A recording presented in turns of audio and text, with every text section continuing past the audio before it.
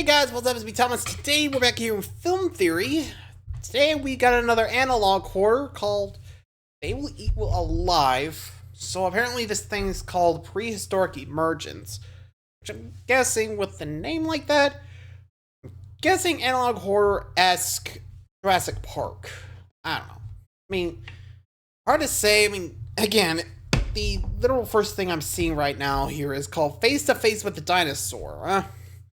So I think you can already guess what's gonna happen here, but, well, as they say, let's check it out for ourselves, Be sure to subscribe for more. Hope you enjoy. Here we go. What would you do if you came face to face with a dinosaur? And I'm not talking one of the cute ones from the cartoons, or even the cool ones you see in an action flick. I'm talking a real, living, breathing dinosaur. One that wanted to hunt you down and consume you. Well, one thing I'll tell you is that you'd likely not survive the experience. Hello Internet! Welcome to Film Theory, the show that actually legitimately wants to know what your favorite dinosaur is. Like, for real, I love this question. Please leave it in a comment. Mine's the Velociraptor, even if in real life it was more of a danger chicken than a reptile apex predator, but even still, I'm not sure which one would be scarier, which actually brings us to today's subject. See, a new analog horror series has been popping up on YouTube and in the recommendation feeds of all of us here at Theorist, showing dinosaurs in the most terrifying place I can imagine. Your house. Yeah, this is Prehistoric Emergence by the indie creator Azen Studios, all about a world where mysterious sinkholes have started popping up all over the world. But instead of just falling into darkness, things come out of these pits, ancient animals thought to have been long extinct, and they're devastating the world. Of course, as any classic analog horror would, we see this story unfold through a series of emergency broadcast alerts, newscasts, and found footage. And man, these terrifying dino-themed thumbnails have been popping up all over my feed, and this really seems to have just caught fire in the analog horror world. So, well, I knew we had to cover it here. Though, I will say this up front. The creator of Prehistoric Emergence used a few generative AI tools to create some of the content in this series, particularly in the first few episodes. They're pretty open about it in the description of these videos, and gonna be real, I don't love that. As always, we here at Theorist support human art and human artists. That being said, however, in more recent videos, they have moved away from this generative AI entirely and focused on working with real human animators to create new content for this project, which is exactly the path we want to see here, right? If someone is going to use generative AI tools and then their series pops off, we want them to use those resources to then support human art. However, just like we talked about. Honestly, I'm kind of with him on that. Lee, I mean, not the artist, but, or at least with the analog horror. I mean, I think the only time you can use AI for art is if you're given like a concept, That's what I at least learned in my graphic design course. You shouldn't use it for all things, but if you want to get a concept going, or at least give the artist that you want to hire a general idea of what you want, you can use it, okay? That's how I would use the AI if I ever made a video about it, or at least ever made a video using AI, which, for the record, don't worry, I won't. Or at least, unless I can do it right, like I said, I'm gonna make sure I'm careful with it, I promise to make sure to actually put that I actually used AI in the video. I'm not gonna just, say hey, look at this cool thing I made when I actually made it in AI. Just saying, you gotta be honest, I think that's the main problem, is that people aren't honest, Again, that's just me, but anyway. Last year, I want to make sure that you are given the opportunity to skip this one if you don't feel comfortable with that use of generative AI. But if you can get past that, the ideas at the core of Prehistoric Emergence are really cool. It's like taking Jurassic Park and turning it into a true horror film, giving us a glimpse at what would really happen in a world that became overrun by dinosaurs and other ancient beasts. But of course, hidden just underneath the surface of this spooky, scary series is a mystery. Who is bringing these creatures back, and why why are they doing it? And how exactly is humanity gonna mess this one up? Because, I mean, you know we will. Yeah. This one gets wild, loyal theorists, so pull the covers over your head and hide from the monsters as we take a bite out of Prehistoric Emergence. Episode 1 of the series is simply titled Prehistoric Emergence, and as soon as you click into the video, we're greeted by a familiar noise. The emergency alert my friends, system is the siren of the United States Emergency Alert System, normally used to warn of imminent danger. Sometimes it's used for severe weather emergencies like tornadoes, hurricanes, and flash floods. Other times, it's used to announce potential threats to public safety like active shooters. But here in Prehistoric Emergence, well, it's being used for nothing we've ever seen before. The government is warning the public of the return of prehistoric creatures. Strangely, giant sinkholes have opened up in the ocean, and 3 species previously considered to be extinct are coming out of them. We actually literally see some of these animals come out of these holes in later videos in the series. Fun fact, but we actually have a real-world scientific term for this: Lazarus taxon. Lazarus as in the man that Jesus raised from the dead in Christian tradition, and taxon, which is a biology term essentially meaning any scientifically classified group or entity. And believe it or not, we actually have ancient extinct species that have returned in the real world too. The most iconic of these is the coelacanth, a species of fish thought to have gone extinct around 66 million years ago. However, in 1938, biologists found a living one off the coast of South Africa. That is wild and adds a bit of tension to this series since, I mean, theoretically, it could be possible. Though, let's be real, if dinosaurs like this showed up, I'd be hopping on my phone to let everyone know I saw one, right? Though it can be tough to get basically guaranteed great service without the partner for today's theory, Mint Mobile. At this And I'm gonna go ahead and skip this. I mean, we already know Mint Mobile, so I'm not gonna bore you guys, but still.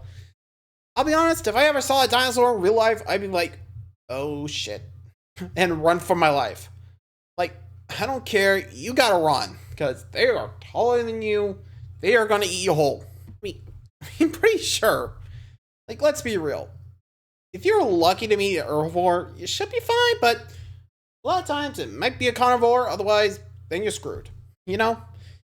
Anyway, back to it. During today's theory, and let's get back into the dark mysteries of Prehistoric Emergence. Anyway, the first of these creatures we're warned of in Prehistoric Emergence is the Mosasaurus, which you likely recognize from the Jurassic World movies. Mosasaurus!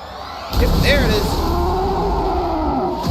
These things can get up to 60 feet long, and fun fact, but they're not actually classified as fish or dinosaurs. They're basically big lizards. Anyway, these things have been rediscovered in the Atlantic Ocean, mostly in tropical and polar regions, where they have a habit of capsizing boats and eating the people on board. Secondly, we have the Dunkleosteus, which originally lived 360 million years ago during the Devonian period. Also known as the Age of the Fish, I did not know that was a thing. Though the dunk here might seem a bit goofy when you look at it, don't let its tuna-shaped body fool you. Its mouth is twice the size of a great white shark's, and it can attack swiftly and without warning. The PSA also warns that they have armored skin, protecting it from regular ammunition. Only harpoons or heavy-duty bullets are gonna do anything against these guys, and you know they're dangerous when this is the official advice they give. It is recommended that you employ avoidance. Yeah, if you see one of them, just don't. And the last creature in this video is one that probably needs a little introduction: the Megalodon shark. These bad boys lived up to around 3.6 million years ago and were monstrously big, 3 times the size of a modern great white. And not only is the Megalodon the most dangerous of these 3 to humans, but also other ocean life as well. Apparently there's been a giant drop in ocean wildlife, with whale populations down 62%, seals down 75%, turtles down 54%, and fish,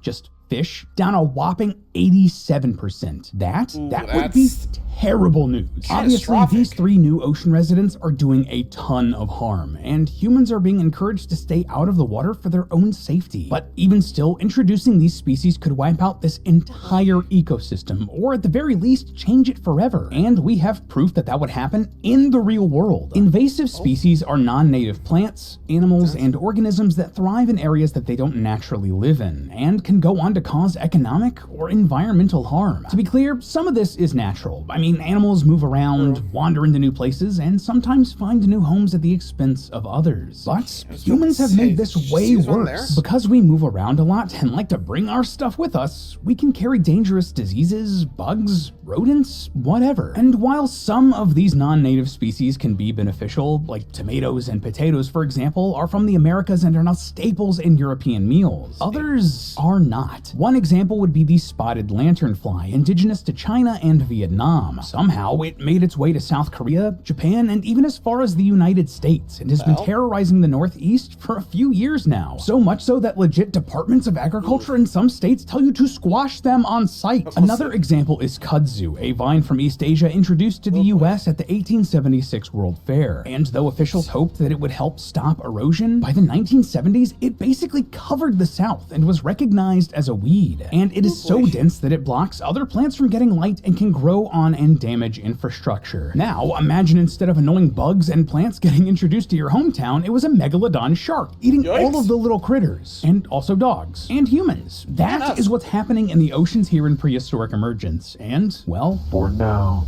the ocean is no longer in our control. Jeez, that was just one episode of this, but it did a lot of setup for us to help understand this world, and the other shouldn't take us nearly as long. Imagine the land. In episode 2, we learned that these holes are no longer just in the ocean. Several have opened up on land and allowed even more prehistoric monsters to crawl back out. Firstly, we have the Megalania, the largest ever land-dwelling lizard spotted in Australia. Well, sometimes, because these things can blend into their surroundings and sneak up on prey. We later learn that they've devastated the kangaroo population, threatening the entire Australian ecosystem. Meanwhile, Colombia and India are both in a state of emergency because of the reappearance of the Titanoboa and the Vasuki indictus, massive snake species that lived approximately 60 million years ago. These things were huge. Like, here's a size comparison between the vertebrae of a modern-day anaconda and the Titanoboa. Yeah, I don't think I need to say which one is which. And worst of all, both countries have basically been shut down and cut off from the rest of the world to try to stop the spread of these beasts. But unlike the first episode, not all of the new creatures here are bad. Woolly mammoths are back and already been put into zoos and in the sights of poachers. And thankfully, an ancient whale from about 12 million years ago called the Leviathan melvelli has also returned. And they're big and powerful enough to kill megalodons. The two often come into contact in what seems like a natural version of biological control, or the deliberate use of natural enemies to suppress populations of a target species. This is interesting because this is the first real example of two ancient species coming back that aren't necessarily friendly to each other, and they don't seem to be working towards the same goal. That's interesting to say the least. So, despite the mixed bag of creatures now coming out of these holes, humanity has decided that they need to fight back, creating GPAC, or the Global Prehistoric Affairs Commission, and, well, several individual governments are taking drastic action. In the meantime, many governments are resorting to bombing the openings to prevent more animals from reappearing. How very American of all of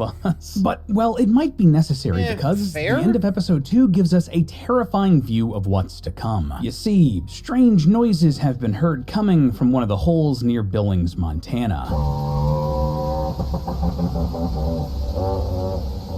I do not like that. Now, if you're anything like the dino nerd that I am, you'll have recognized that noise. It's the same one that a recent study found that a famous dinosaur would have actually sounded like, and the news is not good for Billings. Now, up until this point, Prehistoric Emergence has followed a sort of pretty standard story structure. Basically, every video introduces a few new animals and then the ways that they're impacting the environment. But the third video is a little bit different. Here, we get legit lore drops, news broadcasts, and, well, more traditional analog horror storytelling. Trust me, you'll see what I mean. Towards the beginning, we get a bunch of news updates. More and more holes have opened up, and nations have stopped their bombing campaigns because they simply appear faster than they can be destroyed. Bounties have been placed on some of the creatures. Residents close to the holes are being relocated, and, strangely, we learn that the blue holes in the oceans have been linked to rising sea levels. That's not something you would expect to happen with holes in the ocean, right? Like, and you'd expect that water to flow down into the earth. Clearly, these holes are leading somewhere. We also discover what that terrible noise from the end of the previous video was. 19 Tyrannosaurus Rexes appeared in Billings, Montana, and rampaged through the town. They killed 313 people and injured many, many more, making that the deadliest mass casualty event in Montanan history. Before this, it would have been the Speculator mine disaster of 1917, which left 168 dead from a fire that started underground. Of course, if you've watched any sort of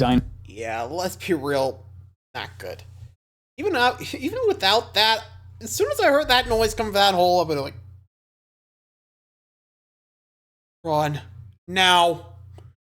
I'd be leaving the town, not coming back until at least I know it's safe, which, then again, with all these dinos coming around, I don't even know where I would find a safe place to hide. Like, I don't know. Like, if you had to run from a dinosaur, where do you think you would hide? Actually, now I think about it. Yeah, I was gonna say Canada, since, you know, the cold apparently took him out, so, yes, in this case, head north. So, then again, you gotta worry about the water, but like I said, better freezing than dead. Anyway. Dinosaur-related media, you'd know that the T-Rex is basically king of the dangerous dinosaurs, so that body count isn't too surprising. Of course, we also get some other updates of nasty monsters now back out in the world. There's the Quetzalcoatlus, the largest flying creature ever known to exist, terrorizing people and eating their prey whole. That has unfortunately included dogs and even children. An ancient marsupial predator called the Thylacoleo has been sighted in Australia, while Brachiosaurus have been seen in the Rocky Mountains. And though they are relatively harmless, unfortunately they are eating all of the trees in the forests here too quickly, threatening this part of the climate even more. But that's not everything in this video. See, unlike the previous ones, several glitches interrupt this broadcast. The text changes momentarily when talking about the Thylacoleo to read, Lions of Judgment. The screen turns red as the T-Rex is introduced, and at one point, we see a couple frames where the news broadcast reads, "Is this the wrath of Quetzalcoatl punishing us?" Backwards.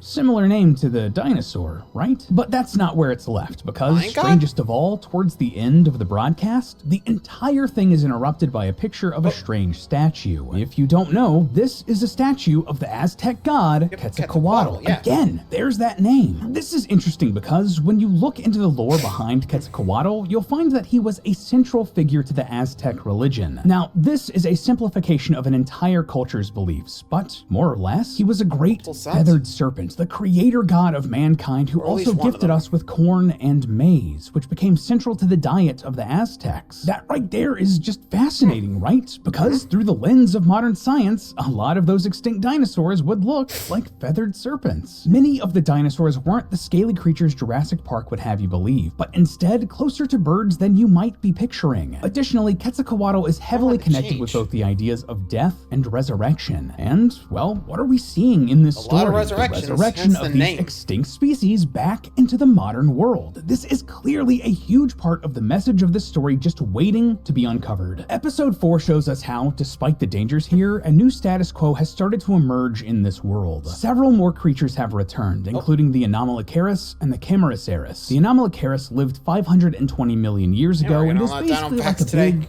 long shrimp, while the Camarasaurus is from about 470 million years ago and are giant squids with cone-shaped shells. According to Asian News, neither are invasive, but instead are acting as natural predators for other returned species that have been causing damage. For example, the Anomalocaris is eating shipworms, which are little mollusks who love to eat wood and destroys much of human infrastructure. However, humans being humans, well, we see a new animal and wonder, man, what does that taste like? A whole market has popped up around eating these prehistoric creatures, even the ones that help us, which could be a big problem down the road. See, humanity isn't exactly known for our moderation. Globally, 35% of our fish stocks are fished at unsustainable levels, and I can only imagine that we're doing the exact same thing here with these prehistoric creatures. That's not good. But also, something else that jumped out at me in these last two videos that were more lore heavy, well, one of the mammoths being held at the Toronto Zoo died of tuberculosis. Yeah, a very huge human disease, but also a modern one, which, well, that could be a disaster for these prehistoric creatures. Now, obviously, dinosaurs have never miraculously returned, so we don't really have any data to go off there, but, well, there are precedents in human history that we can look at. When the Europeans arrived in the Americas, they brought many European diseases like smallpox, measles, and the flu with them. And tragically, the indigenous peoples of the Americas did not have any immunity to these diseases. This led to the loss of up to 95% of native peoples, and some communities were driven to total extinction. If mammoths and other creatures like this are vulnerable to modern diseases, there's a world where they just don't make it too far in this day and age. But, well, the thing I would actually be worried about here is if it goes the other way around. See, if these sinkholes are bringing back these ancient creatures, both big and small, everything from worms to brachiosauruses, well, let's just say they're gonna stop there. Could something even smaller come through? Something like,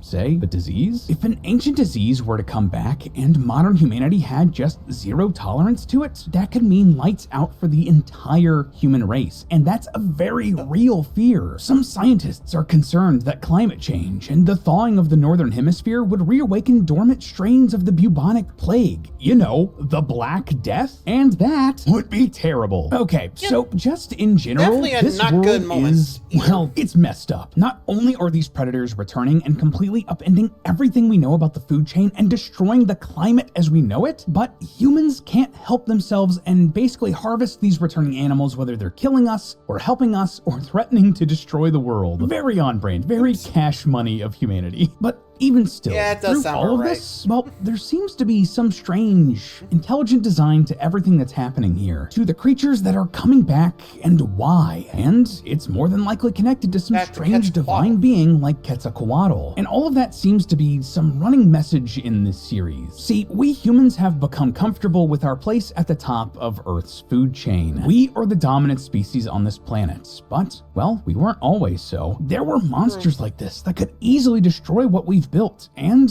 maybe the most messed up thing? Well, humans are doing that themselves. In this very series, it talks about how climate change is being sped up, how humanity is overfishing, overdoing it on their resources. And I mean, isn't it a nice full circle moment to think about how the thing that kickstarted that climate change was fuel created from the long crushed bodies of these dinosaurs? Humanity is the apex predator and destroying itself and the world it lives on. And honestly, the holes that these dinosaurs are coming out of actually represent that pretty well, right? Though some of these holes resemble giant caves, others look a lot like sinkholes or underground formations typically caused by frequent exposure to water. And isn't it interesting that these holes in the series are theorized to be causing the rise in the sea level then? Depending on their size, these sorts of sinkholes can range from inconvenient to massively dangerous. And considering how big these holes in the series are, they're falling into the massively dangerous category. In episode 4, they're not wrong.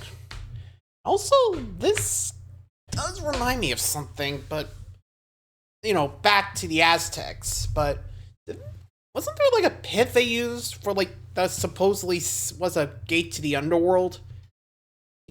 I remember there was like this giant pit near their area. It was like said if you jumped down you would meet the underworld gods, which actually ironically also because of the lore, supposedly our Earth is actually just right on top of an ancient demon that the Aztecs basically were just like, hey, knock it off, we'll just feed you, buddy.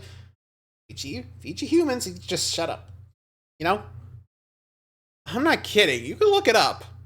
I think it was like the Five Sons story from like OV Sarcastic Productions. By the way, I should really see how that's doing. It's been a while. Anyway, back to it. We learn that there are at least 1,066 of these, and later on we see that there are more than 12,600 of these reported openings. And those are just the ones that GPAC knows of. Right off the bat, these things would have the potential to cause massive damage to human civilization. Entire buildings or properties would be swallowed up if they opened up in the right place. And if they hit a location with roads, a sewage system, water ducts, or an electric grid, well, that could cripple essential parts of what we need for human society society to function. And here's the kicker. A lot of sinkholes in the real world are caused by climate change. That's not me saying that, it's science and this series. But see, while all of the damage to the world might hurt human civilization, it won't hurt the Earth so much. We humans aren't essential. If we disappeared, were wiped off the face of the planet, eventually, Earth would move on without us. I mean, the death of the dinosaurs is proof of that enough. They were the top dog and were killed and, well, nobody cares anymore. Prehistoric Emergence is just showing us what could happen in an alternate path here. There was just so much to Prehistoric Emergence, guys, that we couldn't actually fit it all into one video. I'm on page 7 of this script now, and we've only covered season 1 of the series. So please, let me know if you want us to cover season 2 and where this mystery is going, because I can't wait to find out. But until then, remember that it's all just a theory. A film theory. And cut. Up next. Honestly, I agree, but what do you guys think? There's definitely more to this story than it meets the eye, but again, we don't have the evidence. But now I'm kind of curious about this Prehistoric Emergence. Let me know if you're actually going to go check out the series yourself, which honestly, it kind of does. The fact that it ties into like Aztecian lore, mythology, and environmental issues? Wow. Man, I swear, almost any anthology series you see seems to tie back into like a problem the world is currently facing, you know?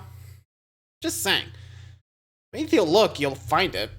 But anywho, let me know what you guys think. Till next time, see ya.